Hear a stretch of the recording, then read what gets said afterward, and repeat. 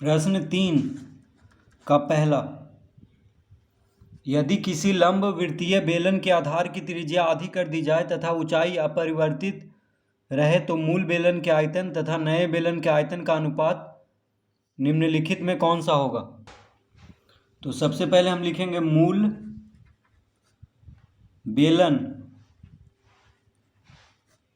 बेलन का आयतन। तो देखिए बेलन का आयतन का सूत्र होता है पाई आर स्क्वायर एच। ठीक है, तो बेलन का आयतन का सूत्र क्या होता है? पाई आर स्क्वायर एच।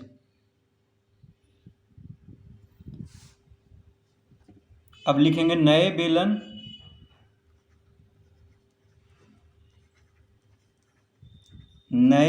का आयतन बराबर, तो नए बेलन का आयतन क्या हो जाएगा? तो कह रहा है यदि किसी लंब वृत्तीय बेलन के आधार की त्रिज्या आधी कर दी जाए, तो त्रिज्या को आधा कर देना है, तो हो जाएगा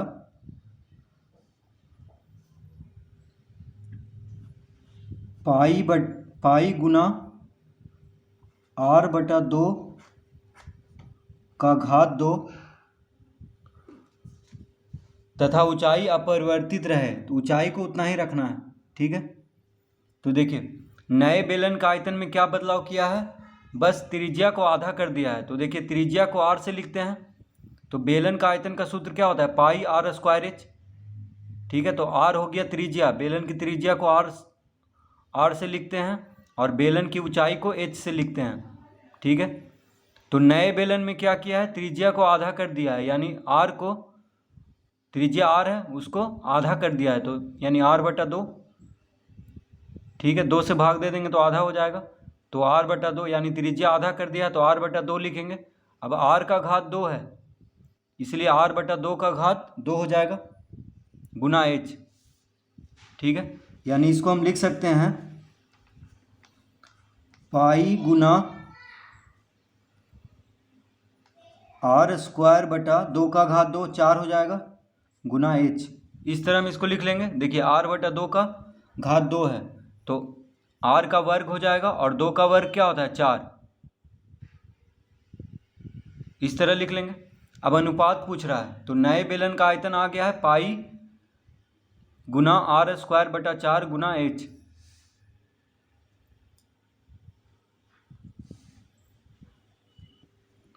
तो लिखेंगे अनुपात, तो अनुपात बराबर हो जाएगा पाई आर स्क्वायर एच बटा पाई आर स्क्वायर एच बटा 4। तो कह रहा है कि मूल बेलन का आयतन और नए बेलन का आयतन का अनुपात निकालना है यहाँ पे। तो देखिए मूल बेलन का आयतन कितना है? पाई आर स्क्वायर एच, तो पाई आर स्क्वायर एच बटा लिख लेंगे पाई आर स्क्वायर एच बटा 4। ठीक है, तो मूल बेलन का आयतन और नए बेलन का आयतन का अनुपात निकालना है, तो मूल बेलन का आयतन ऊपर लिखेंगे और बटा में लिखेंगे जो नए बेलन का आयतन आया है। तो पाई आर स्क्वायर एच बटा 4 हम इसको लिख सकते हैं। देखिए बटा में 4 है, तो इस तरह हम लिख सकते हैं। तो पाई आर, इसको अब हम इसको लिख लेंगे, बराबर हो जाएगा 4 पाई आर स्क्वायर एच बटा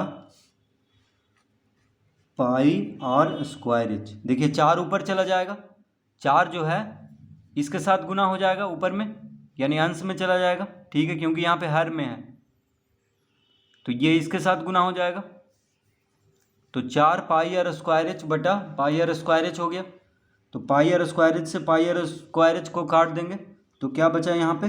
बच गया 4 बटा 1। देखिए ऊपर में 4 है, नीचे कुछ नहीं है तो 1 है, तो 4 अनुपात 1 इसका उत्तर आएगा।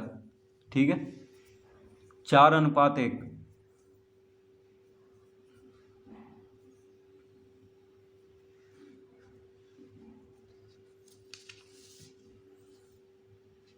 तो मूल बेलन का आयतन और नए बेलन का आयतन का अनुपात हो जाएगा 4 अनुपात 1।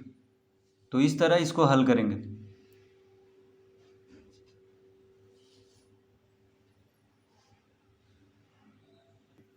तो इसका ये उत्तर हो जाएगा सी, 4:1।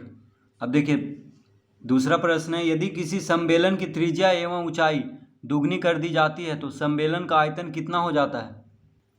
तो प्रश्न 3 का दूसरा कह रहा है, यदि किसी सम्मेलन की त्रिज्या एवं ऊंचाई दुगनी कर दी जाती है तो सम्मेलन का आयतन कितना हो जाता है।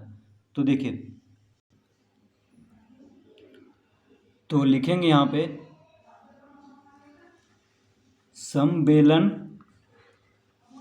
सम्मेलन का आयतन।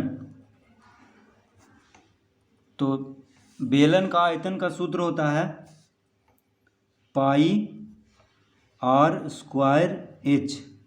ठीक है, सम्मेलन का आयतन का सूत्र क्या होता है, पाई आर स्क्वायर एच। ठीक है, अब कह रहा है कि यदि किसी सम्मेलन की त्रिज्या एवं ऊंचाई दुगनी कर दी जाती है, तो देखिए प्रश्न अनुसार हम लिखेंगे। तो प्रश्न से क्या कह रहा है कि यदि किसी सम्मेलन की त्रिज्या एवं ऊंचाई दुगनी कर दी जाती है, तो ऐसे बेलन का आयतन का सूत्र क्या होता है, पाई आर स्क्वायर एच। आर हो गया त्रिज्या, एच हो गया ऊंचाई। तो बेलन की त्रिज्या आर हो गया, ऊंचाई हो गया एच। ठीक है, अब कह रहा है कि त्रिज्या एवं ऊंचाई दुगनी कर दी जाती है, तो क्या हो जाएगा,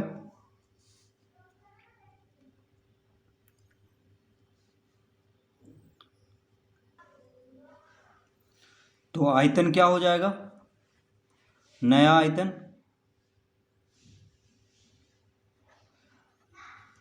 तो प्रश्न से नया आयतन बराबर हो जाएगा, देखिए कह रहा है कि त्रिज्या एवं ऊंचाई दुगनी कर दी जाती है, तो लिखेंगे पाई, त्रिज्या को दुगना कर दिया गया है तो 2r हो जाएगा। ठीक है, देखिए आर था, आर होता है त्रिज्या, त्रिज्या को आर से लिखते हैं, अब दुगना कर दिया गया है तो 2r लिखेंगे। आर का वर्ग है तो 2r का वर्ग हो जाएगा। ठीक है, त्रिज्या को दुगना कर दिया गया है तो r त्रिज्या है तो 2r हो जाएगा। और h है ऊंचाई, तो ऊंचाई को भी दोगुना कर दिया गया है तो 2h हो जाएगा। ठीक है,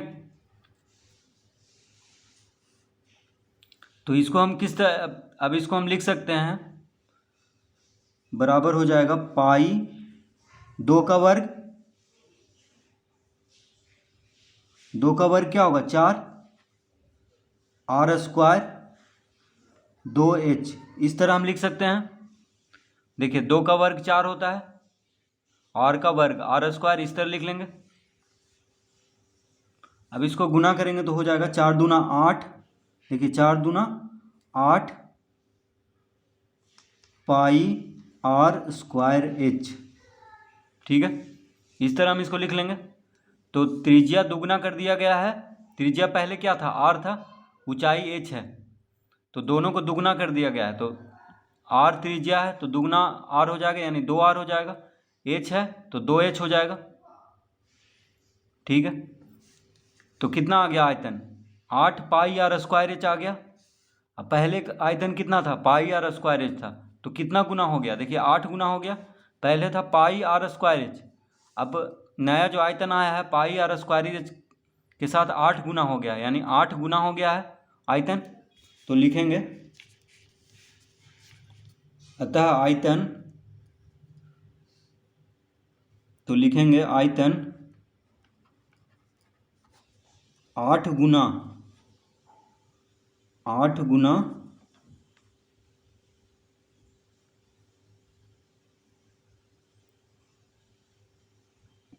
8 गुना हो जाता है, यानी त्रिज्या और ऊंचाई को अगर दुगना कर देंगे तो आयतन जो होगा वो 8 गुना हो जाएगा। ठीक है, तो अगर किसी बेलन का त्रिज्या दुगना कर दें और ऊंचाई को भी दुगना कर दें तो उसका आयतन जो है पहले बेलन से 8 गुना हो जाएगा।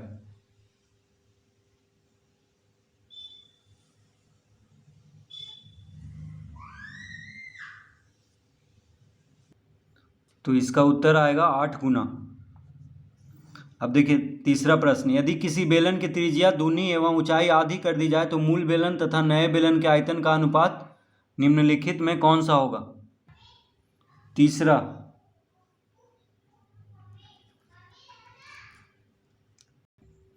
तो यहाँ पे हम लिखेंगे मूल बेलन का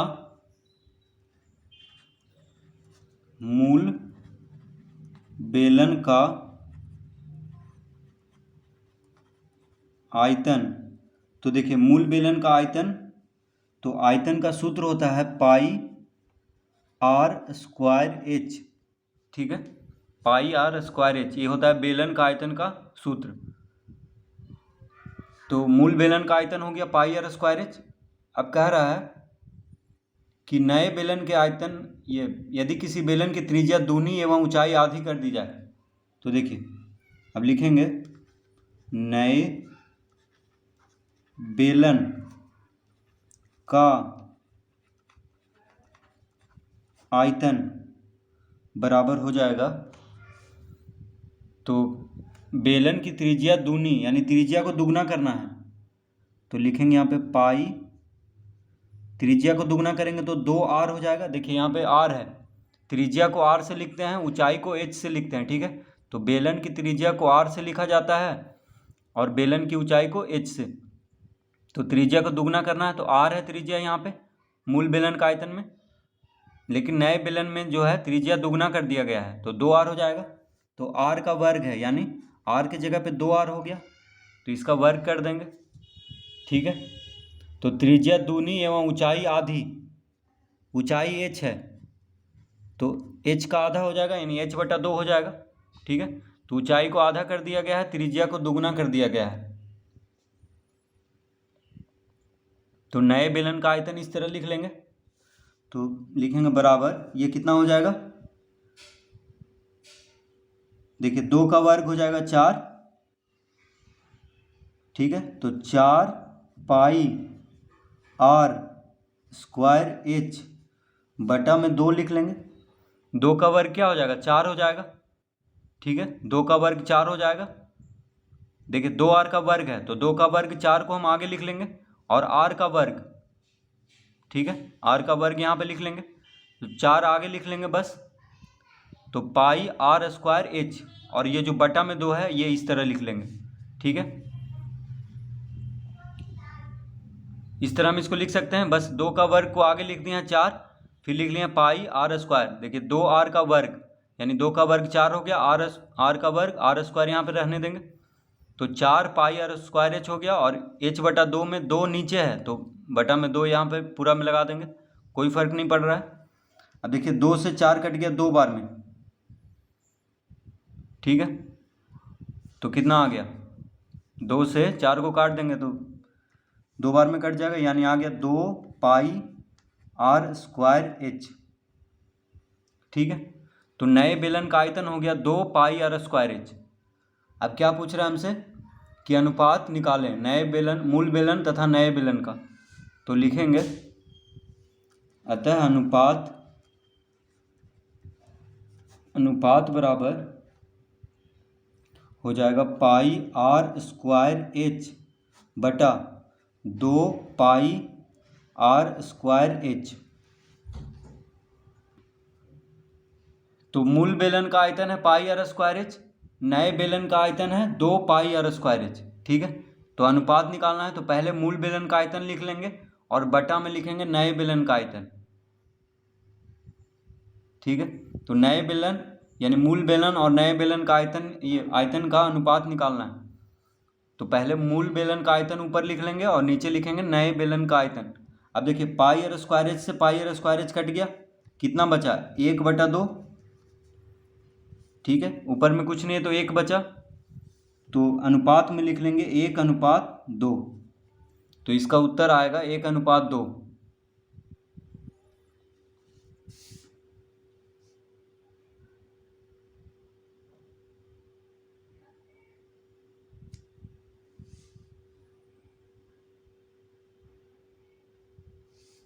तो इस तरह इसको हल करेंगे।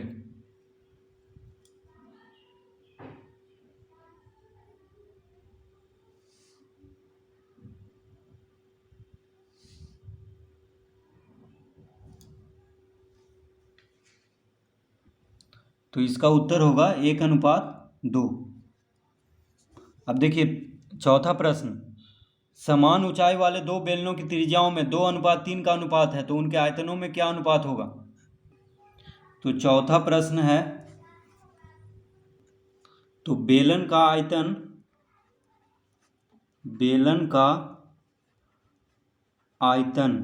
तो बेलन का आयतन बराबर होता है πr²h। ठीक है, तो बेलन का आयतन का सूत्र क्या होता है, πr²h।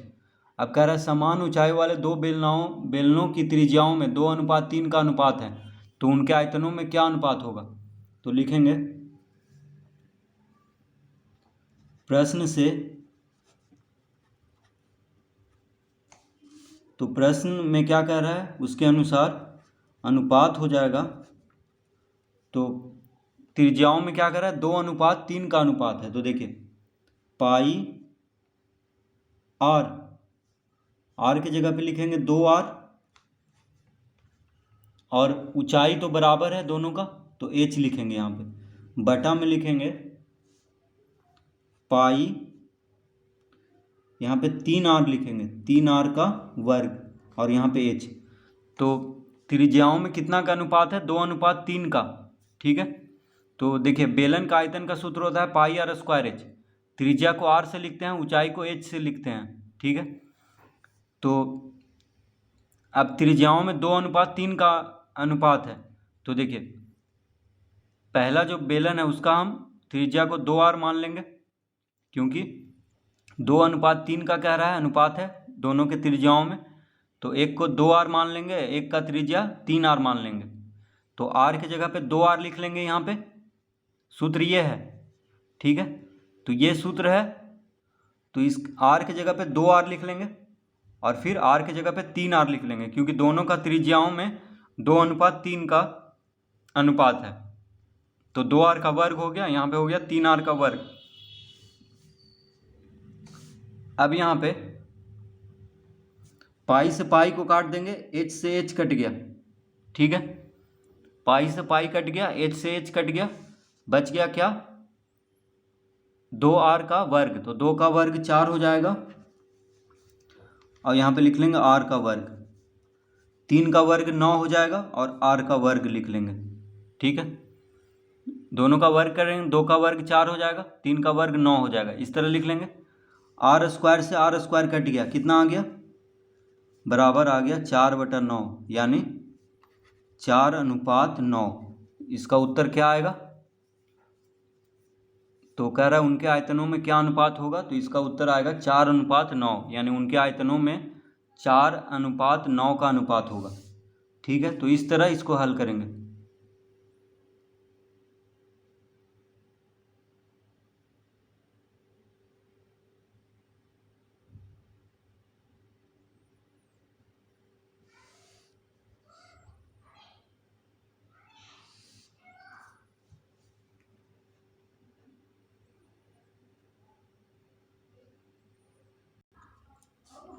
तो प्रश्न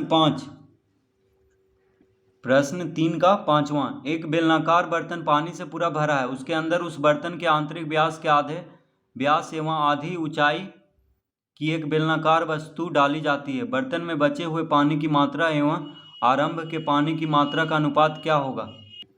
तो लिखेंगे बेलनाकार बर्तन का आयतन, तो बेलनाकार बर्तन है यानी बेलन के जैसा है, तो बेलन का आयतन का सूत्र होता है πr²h। ठीक है, πr² होता है, यानी बेलनाकार बर्तन में इतना पानी, πr² पानी है। ठीक है, तो जितना बर्तन का आयतन होगा उतना ही पानी होगा।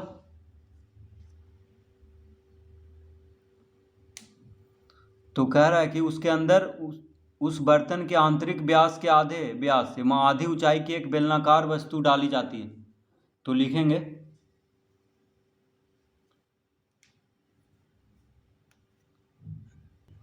तो बेलनाकार वस्तु का आयतन। अब देखिए, बेलनाकार बर्तन में बेलनाकार वस्तु डाला जा रहा है, ठीक है। तो बेलनाकार वस्तु जो है उसका आयतन, उसका व्यास जो है बेलनाकार बर्तन का आधा है, यानी पाई आर की जगह पे r/2 लिखेंगे और आधी ऊंचाई भी है और h/2 कर देंगे। तो बेलनाकार बर्तन का जो आयतन है वो हो गया πr²h, ठीक है। अब बेलनाकार बर्तन का जो त्रिज्या है उसका आधी त्रिज्या का बेलनाकार वस्तु उस बर्तन में डाला गया है, ठीक है। तो देखिए, इसका त्रिज्या r है तो इसका आधा कर दिया गया है, यानी r/2। ऊंचाई h है तो ऊंचाई को भी आधा कर दिया गया है, ठीक है। अब दोनों का अनुपात पूछ रहा है, तो पहले हम इसको निकाल लेते हैं। तो हो जाएगा πr²h/2 का वर्ग क्या होता है 4। देखिए 2 का वर्ग 4, 4 दूना 8, इस तरह लिख लेंगे, ठीक है।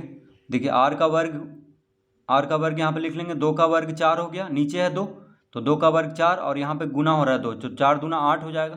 तो πr²h/8 हो गया बेलनाकार वस्तु का आयतन।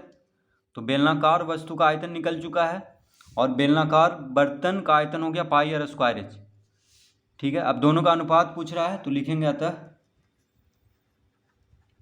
अनुपात बराबर, तो बेलनाकार वस्तु का जो है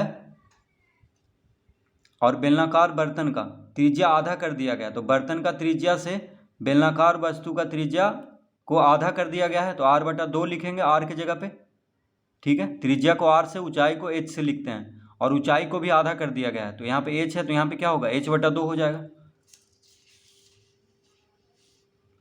तो इसका आयतन कितना आ गया πr²h/8। अब अनुपात पूछ रहा है, कह रहा है कि बर्तन में बचे हुए पानी की मात्रा एवं आरंभ में के पानी की मात्रा का अनुपात। तो देखिए आरंभ में पानी कितना था, πr²h था आरंभ में पानी, फिर हो गया πr²h/8, ठीक है। तो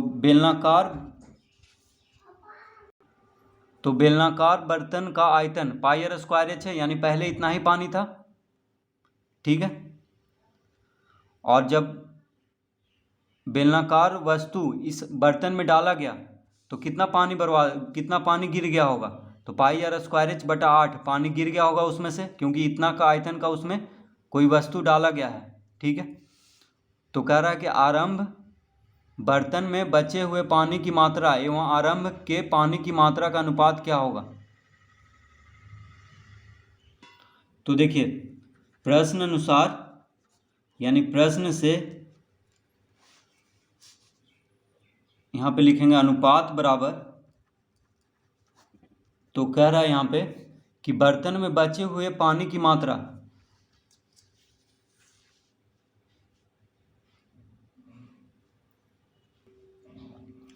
तो बर्तन में πr²h/8 पानी बचा होगा। उसके बाद आरंभ में पानी कितना था πr²h, ठीक है।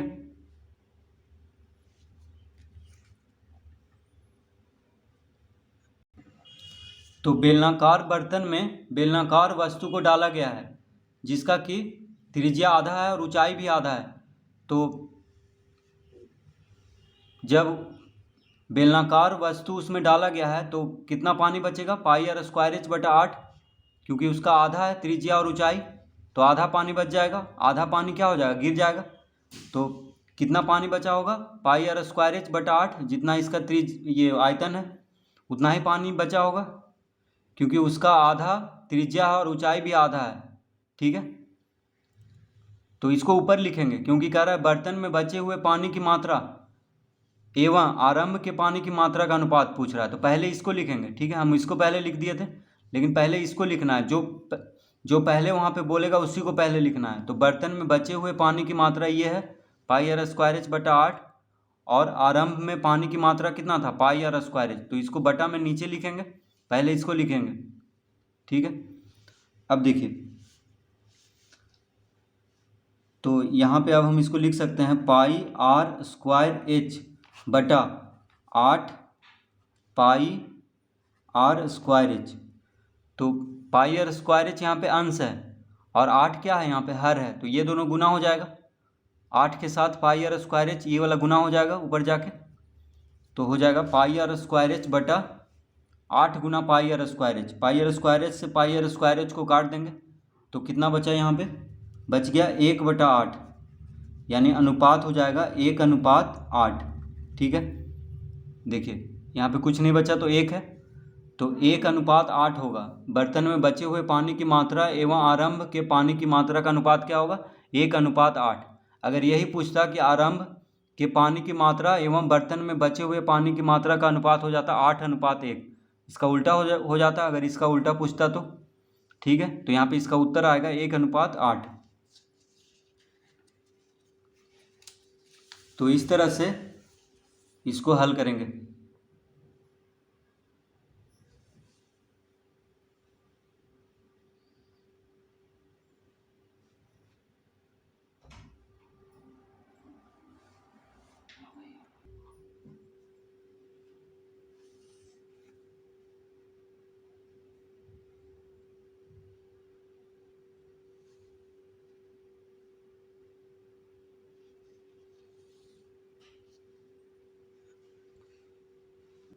तो इसका उत्तर आएगा 1/8। प्रश्न 3 का छठा है, एक पाइप की आंतरिक अनुप्रस्थ काट का क्षेत्रफल 100 वर्ग सेंटीमीटर है, इस पाइप की 10 मीटर लंबाई में कितना पानी समाएगा। तो कह रहा है कि एक पाइप की आंतरिक अनुप्रस्थ काट का क्षेत्रफल,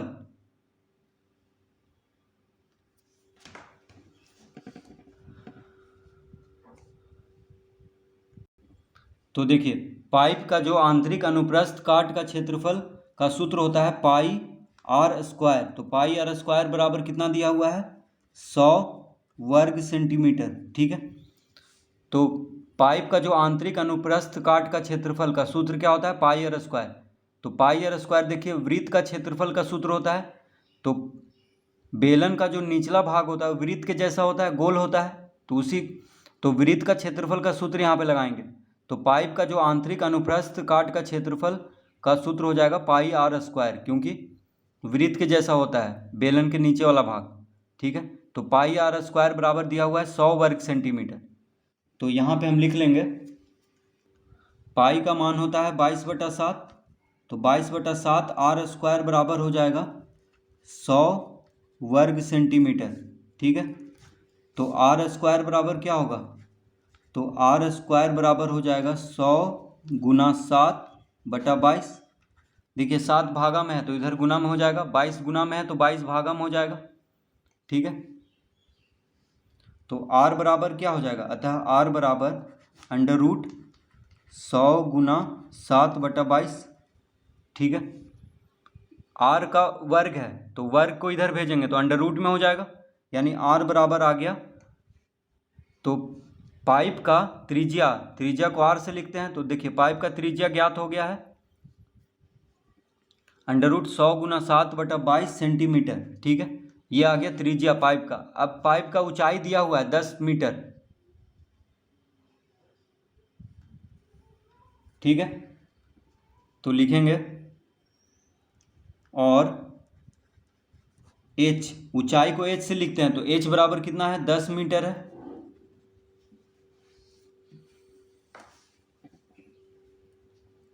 ठीक है, तो ऊंचाई को h से लिखा जाता है, त्रिज्या को r से लिखा जाता है। तो पाइप का ऊंचाई दिया हुआ है 10 मीटर, तो इसको सेंटीमीटर में बदल लेंगे, यानी 10 गुना 100 सेंटीमीटर हो जाएगा, यानी 1000 सेंटीमीटर। ठीक है, इसको सेंटीमीटर में बदल लेंगे क्योंकि त्रिज्या क्या में आया, सेंटीमीटर में। तो 1 मीटर में 100 सेंटीमीटर होता है, तो 10 मीटर में 10 गुना 100 यानी 1000 सेंटीमीटर हो जाएगा। अब कह रहा है कि इस पाइप की लंबाई 10 मीटर है, तो इसमें कितना पानी समाएगा, यानी आयतन पूछ रहा है। तो लिखेंगे अतः पाइप का आयतन। तो देखिए पाइप कैसा होता है, बेलन के जैसा, तो बेलन का आयतन का सूत्र होता है पाई आर स्क्वायर एच।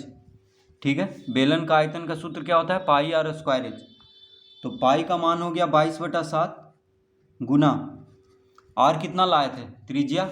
तो देखिए त्रिज्या था √100 गुना 7/22। तो आर की जगह पे क्या लिखेंगे? 100 गुना 7/22 √ में लिखेंगे और इसका वर्ग कर देंगे गुना एच कितना आया था? 1000। ठीक है, एच यानी ऊंचाई कितना था? 1000 सेंटीमीटर। तो इस तरह लिख लेंगे। आर की जगह पे क्या लिखेंगे? देखिए आर त्रिज्या हम लाए थे √100 गुना 7/22। तो यहाँ पे आर का वर्ग है इसलिए पूरा पे वर्ग कर देंगे। तो हो जाएगा 22/7 गुना 100 गुना 7/22 गुना 1000। इस तरह लिख लेंगे। तो 100 गुना 7/22 क्या है? √ में है और इसका वर्ग भी है।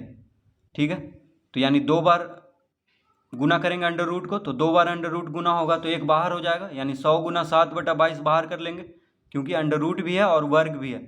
तो √ में से एक बाहर हो जाएगा, तो 100 गुना 7/22 को बाहर कर लेंगे। ठीक है, तो 100 गुना 7/22 का √ है और वर्ग भी है, तो एक बाहर हो जाएगा। ठीक है, अब देखिए 22 से 22 कट गया, 7 से 7 कट गया, कितना आ गया? आ गया 1,00,000 घन सेंटीमीटर। 1,00,000 घन सेंटीमीटर।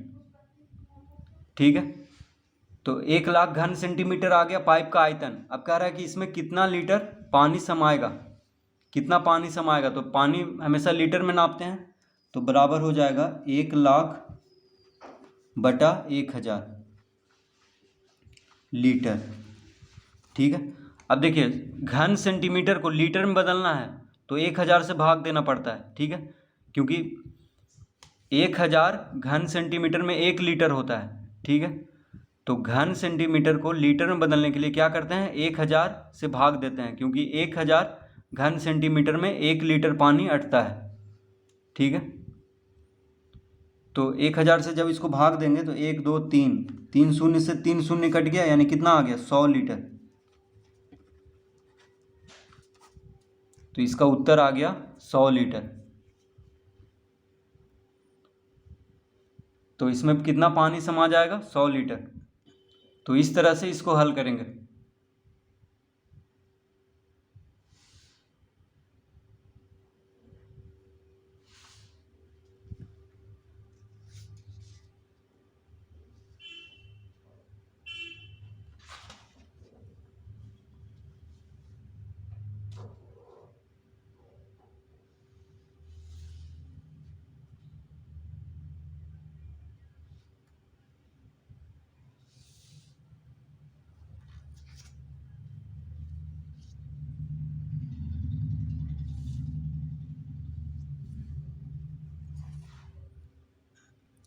तो इसका उत्तर होगा 100 लीटर।